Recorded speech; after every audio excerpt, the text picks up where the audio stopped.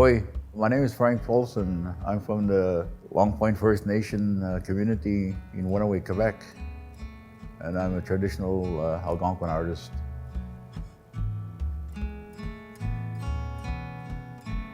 I used to go on the trap line with my dad when I was a young boy. We'd stay out there for weeks sometimes, and I would bring a pencil and paper with me to just doodle or sketch the water, the trees, at night the moon, the sunlight and the sunshine. I started painting when I was 42 years old. I was serving time in a federal institution. And while I stayed there, I met this artist, Steve Toulouse, who was doing time as well. I watched this guy paint and I said, I'd really like to paint like that as well. And then he said, you know, Frank, he says, you can do anything you want because you have to make that choice. And so I did. And then got some canvas. Well, I didn't have canvas. I used canvas on jean jackets. And then I started to paint on that because they had these old penitentiary clothing, you know. I tore the backs off and I started to paint on there. And before long, I was selling to the people that came in, the visitors, and I even sold to the staff there, like the guards. I sold to them. And again, there was no money involved there because they sent the money to my daughter and I would get the money back there. Not all of it, I'd give some to my daughter and the family, and that's where it all started, in prison. When I first started the woodland art designs or compositions, I remember back to when I was still doing time, I went to the library and I saw a book there for the late Norval Morso, who started off the woodland art style.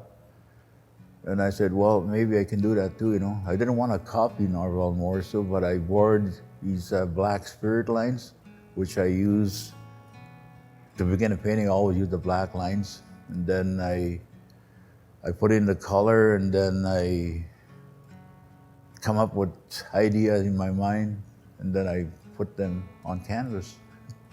That's what I've been doing now for 26 years.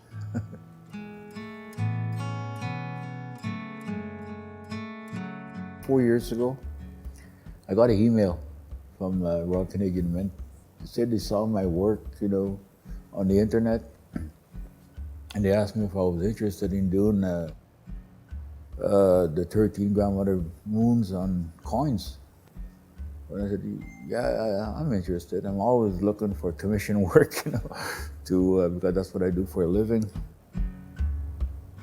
After research of the 13 grandmother moons, I was inspired by the coin collection I did for the Royal Canadian Mint in Ottawa. And then I said to my partner, Danielle, that, you know, what I really want to do is I want to put these on large format canvases, maybe 4 by 6 feet. And then I said, but I don't have the money right now. So I made an application to get assistance from the government, but I was refused. So I was a bit angry, you know. So I said, well, that's fine. If you don't want to support me, then I'll support myself, and I'll sell a couple of more paintings, and I'll buy the large canvases myself and all the paints required, and that's what I did. And that was the result of, that's how the 13 grandmother moons came to life.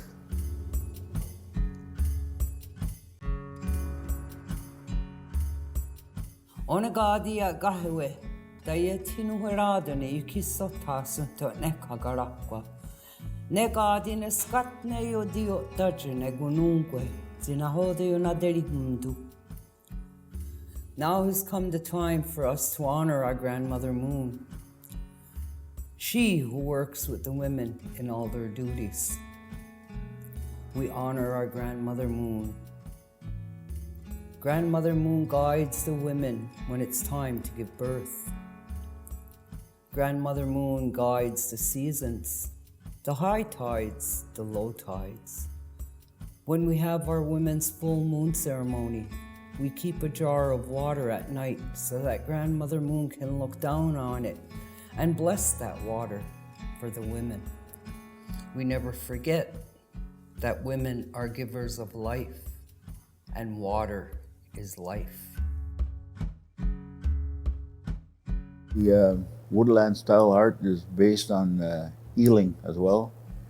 And I've been trying to do the same thing, not only for alcohol and drugs, but also mental healing, you know, for people who suffer from past events with, for example, the residential era. I trying to use these paintings in the process of healing myself and other people if they're willing. I've always been active with my work because I felt that it helped me in my recovery from addiction. And there has not been a time that I did not want to paint. I look at that today and say, the only way I can continue is to believe who I am, finally finding out my identity as a Anishinaabe man, Anishinaabe artist.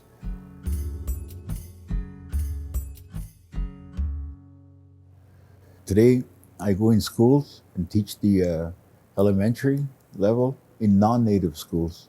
You know, I want them to know who we are as First Nation people, and they understand that, you know, I walk in a school and with little kids, 7, 8 years, bonjour, Monsieur Paulson, you know. Not only the young, also the secondary students. I don't express my feelings to the young people about my addiction, but I do it for the secondary students. And if it can help just one young person, then my wish will be complete as a teacher. I'm very proud of my work because of what I've accomplished in the last 25 years. Because again, it helped me in my sobriety to maintain that. And also it's really been a good journey to be able to send a message out for the generation that's arrived here now, but they're still in the process. They're still children, but they're going to take over my work, and they're going to take over the learning, the teaching, and they're going to identify who they are as Anishinaabe people.